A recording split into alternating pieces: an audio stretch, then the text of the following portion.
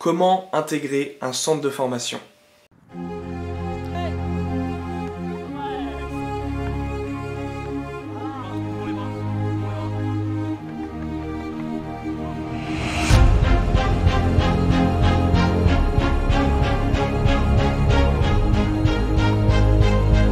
Salut l'équipe, c'est Coach Leko et aujourd'hui on va voir une vidéo sur un sujet qu'on m'a beaucoup demandé et ça pratiquement depuis que j'ai commencé la chaîne. Et c'est vrai que je me suis concentré sur certains points plus que d'autres, sur les qualités athlétiques, mais aussi d'autres structures comme le pôle espoir ou les sections sportives. Et c'est vrai que je n'ai pas parlé encore tout simplement du centre de formation, ou vraiment fait une vidéo dessus et savoir tout simplement comment intégrer ce style de structure professionnelle. Alors aujourd'hui, je vais te donner différents points. Comment intégrer tout simplement un centre, d'accord, les choses à mettre en place, la mentalité aussi à avoir et tout simplement des petits détails que tu peux mettre en place dès aujourd'hui pour déjà attirer l'attention sur toi et tout simplement pouvoir te permettre de rentrer dans un centre de formation. Et en point numéro 1, un point très classique, il va falloir tout simplement jouer à un bon niveau. D'accord? Si actuellement tu joues en district ou même en régional 3, ça va être très difficile d'être repéré pour intégrer un centre de formation. Extrêmement difficile, d'accord? Parce que les candidatures spontanées, les lettres de motivation et tout ça, ça ne fonctionne pas, d'accord? Il faut vous voir, il faut avoir une grande visibilité et le championnat où vous jouez, le niveau où vous jouez est très important, d'accord? Donc ça sera minimum régional 2 et encore il faut jouer le haut du tableau pour avoir des recruteurs, d'accord? Donc sinon, si tu joues en régional 1, en national 3, national 2, là déjà tu joues à un bon niveau, mais pour te faire repérer et intégrer un centre de formation, c'est important. Et si je dis ça, c'est pour les seniors, on va dire jeunes, mais en jeunes ça va être U19 nationaux, U17 pareil, nationaux, et tout ce qui sera en région, mais ça sera le plus haut niveau de région, et là encore une fois, ça sera le haut du classement, d'accord, pour avoir des recruteurs sur les bords du terrain. En conseil numéro 2, ça va être lié au conseil numéro 1, et aussi si un jour tu passes simplement des tests dans un centre de formation, c'est joue simple, soit efficace, d'accord? C'est ultra important, ok? Faut jouer simple, faut pas se prendre la tête, faut pas se prendre pour ce qu'on n'est pas. C'est clair et c'est net, pas de secret, encore une fois, je n'invente rien, ok? Les dribbles, les roulettes, les petits ponts, voilà, tout ça, les coups du foulard, c'est bien au City Stade, d'accord? Ou le match de l'après-midi avec les copains sur le terrain du village, d'accord? Ça, gardez-les pour vous, pour votre plaisir, mais là, quand vous voulez être repéré ou passer des tests, tout simplement, il faut être efficace, d'accord? Tu es milieu, tu organises, tu fais des passes, tu as une vision du jeu, simple, clair, précis, 3 touches de balle, tu ralentis pas le jeu, d'accord? Pas crochet, pas de roulette, rien, d'accord? Pas de passement de jambes, hop, efficace, tout simplement, d'accord? T'es défenseur, tu tacs, tu relances propre, point barre. T'es attaquant, tu marques, que t'aies fait 6 barres, que t'aies fait une super bicyclette qui part au-dessus, mais t'as fait une belle bicyclette, on s'en tape, d'accord? T'es attaquant, tu marques, ok? T'es un numéro 10, tu marques, tu trouves tes attaquants, tu les fais marquer, point barre, d'accord? Joue simple, efficacité au maximum, d'accord? Recherche ça à l'entraînement, dans tous tes matchs de championnat, et encore plus quand tu passeras des détections. En point numéro 3, et j'en ai déjà parlé, il va falloir te créer des opportunités. Des opportunités, c'est quoi? Déjà, le truc basique, c'est d'envoyer des CV au club, d'accord? Alors oui, il y en a qui disent que ça ne fonctionne pas, mais ça fait la différence à un moment donné, que vous envoyez 100 CV, 1000 CV, je peux vous dire qu'il y en a un qui va le lire, d'accord? Je parle pas de réponse, je vous dis qu'il y en a un qui va le lire et il va se dire, tiens, je vais aller le voir lui. Je vais aller le voir. Ça peut être intéressant de regarder, en plus il est à côté du centre, dans un club à côté qu'on connaît, c'est parti. Faut y aller, faut créer cette opportunité, d'accord? Celui qui n'envoie pas de CV, c'est sûr, personne répond, personne viendra le voir. Je vous le dis tout de suite, c'est aussi simple que ça. Alors ça peut être long, c'est barbant, d'accord? c'est chiant, mais il faut le faire. Ok? Ça, c'est la base. Ok? Plus CV vidéo.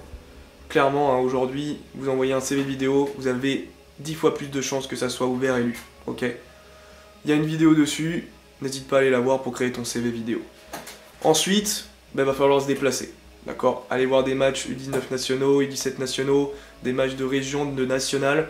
Là, je peux vous dire que sur les bords du terrain, il y a du beau monde. D'accord? Donc, allez voir les gens, discutez. D'accord? N'y allez pas, y allez-y poliment, présentez-vous, sans pour autant être...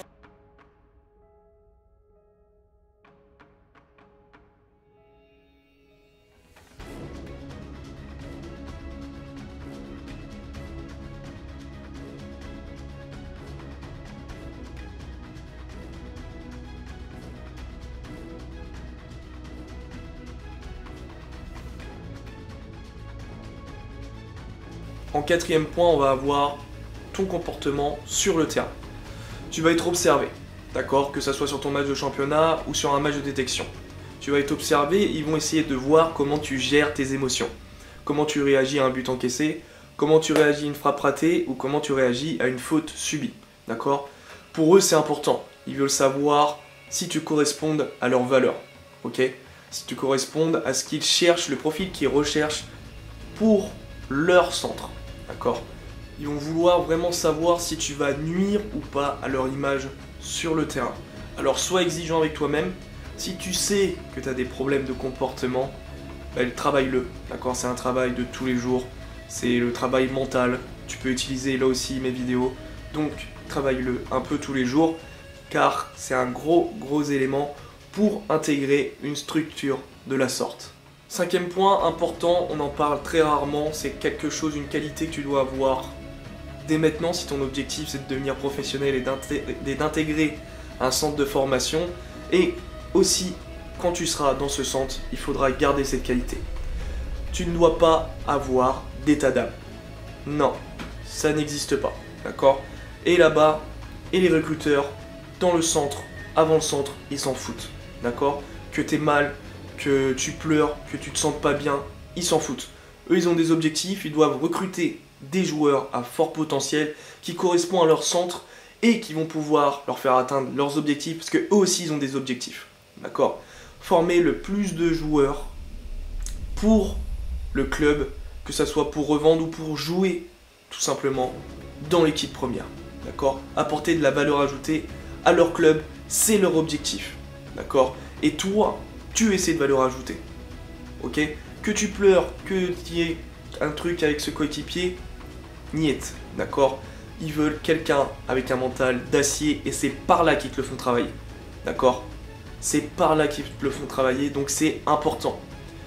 Que tu sois pas bien, ok, on s'en fout, tu rentres chez toi, d'accord? Sur le terrain, on veut pas le voir. Dans le groupe, on veut pas le voir, d'accord? Tu vois ça avec tes parents, tu leur dis, tu vides ton sac, point barre, et après tu repars, d'accord? Tu repars de plus belle, tu remets les bouchées doubles, et c'est reparti, d'accord? C'est ultra important, c'est, on va dire, l'une des faces cachées du centre de formation, alors pas d'état d'âme. En sixième point, tu vas avoir le comportement hors foot. Surtout aujourd'hui avec les réseaux sociaux, d'accord? Ne t'affiche pas avec des photos sur les réseaux, en train de fumer une chicha, en train de boire de l'alcool ou en train de faire des gestes irrespectueux, d'accord? Ça va être épié par les centres de formation et les recruteurs. Ce joueur il m'intéresse, tiens je vais aller voir. Bim, ils vont aller voir, ils vont voir tout simplement ce que tu fais dans la vie. Si ça ne correspond pas, s'ils ont des photos de toi qui peuvent nuire à l'image du centre, ciao, bye bye, tu peux être le meilleur joueur, jamais tu seras pris. Donc, ce que tu fais en privé, garde-le en privé, d'accord? Pas de photos, ne t'expose pas, car tu dois être parfait et avoir une image nickel et propre. Ce point-là est très important, hein. Aujourd'hui, ils n'ont plus besoin de faire à la Giroud et d'aller chercher les mecs en boîte de nuit, hein. D'accord? Facebook, Instagram, clac clac, et c'est bon. Ils ont tout direct en 30 secondes. Alors, veille à ça. Avec tous les conseils que je t'ai donnés, déjà, tu peux commencer à te préparer à intégrer un centre de formation et à commencer ta réussite. Mais en septième point, je vais te donner un autre conseil. Prépare-toi tout simplement à intégrer ce centre. d'accord? Tout simplement en faisant quoi? Bah déjà en préparant tes détections.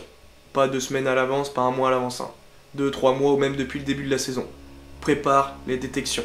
Renseigne-toi sur le club, sur leur style de jeu, sur le profil recherché, d'accord? Sur leur identité. Connais ce centre par cœur.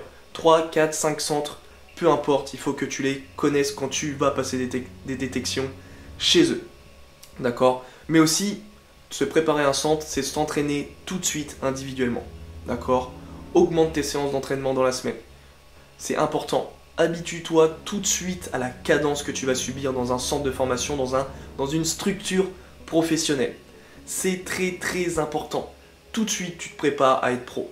D'accord? Ils s'entraînent 5, 6, 7 fois par semaine. Ok? Donc, si c'est là tes objectifs, entraîne-toi pareil. Renseigne-toi le nombre d'entraînements qu'ils font. D'accord? Contacte un jeune. Si un pote d'un pote connaît un jeune, bim, rentre en contact avec lui. Entraîne-toi tout de suite. Tu vas voir la différence. Si un jour tu intègres un centre de formation, si tu passes les détections, le mec qui se sera entraîné depuis des mois tout seul, augmenter sa charge d'entraînement, il aura plus de facilité déjà à prouver sur les détections, mais aussi à assimiler la charge de travail qui sera donnée au centre de formation. Ok? Comme ça, mentalement, tu vas pas chuter, tu vas pas être en état de fatigue, etc. Tu seras déjà habitué, donc prépare-toi à intégrer une structure professionnelle comme un centre de formation. Et dernier point, point numéro 8, sois déterminé. La détermination est importante, d'accord? Comme beaucoup d'autres qualités mentales, la détermination, ça sera important parce que si tu n'es pas déterminé, si tu ne crois pas en toi, sache que personne ne le fera. Je peux te le dire, personne ne le fera à ta place. Il faut bosser, persévérer, d'accord? Continuer à croire en son objectif. Sache une chose, moi, personnellement, je me dis cette phrase. Je n'ai pas le droit de ne pas m'entraîner aujourd'hui. Pourquoi? Parce que ça se trouve, demain, c'est la bonne. Et pour toi, encore plus en tant que footballeur. Demain, ça va être la bonne. D'accord? Parce que ça se trouve, tu vas lâcher un vendredi, d'accord? Tu vas lâcher, t'en auras marre, tu seras fatigué. Et ça se trouve, en fait, le lendemain, le samedi après-midi, c'est là où il y aura les recruteurs qui se seront intéressés à ton profil. Sauf que tu auras décidé d'abandonner. Alors n'oublie pas cette phrase, ne lâche pas. Demain, c'est la bonne. Et ça, tous les jours. Tous les jours, tu dois te le répéter. Tu te tatoues sur ton bras, tu te fais un petit post-it, mais sois déterminé et ne lâche pas, d'accord? C'est important, c'est un marathon, d'accord? Donc il faut être endurant psychologiquement, alors sois fort, ok? Ne lâche pas et crois vraiment en toi. À l'équipe, seul le travail paye. Prends vraiment en note tous ces conseils, remets la vidéo au début, réécoute, d'accord, tous ces conseils, note-les sur un papier, ok, et mets-les en place tout de suite si tu veux intégrer un centre de formation. Moi en tout cas, je te laisse là, ok, passe une bonne semaine d'entraînement, n'hésite pas, si ce n'est toujours pas fait, à télécharger mes 2 séances vidéo gratuites pour améliorer ta vitesse, d'accord, et commence tout simplement à t'entraîner seul pour réaliser tes objectifs. À l'équipe, et on est toujours ensemble pour réussir.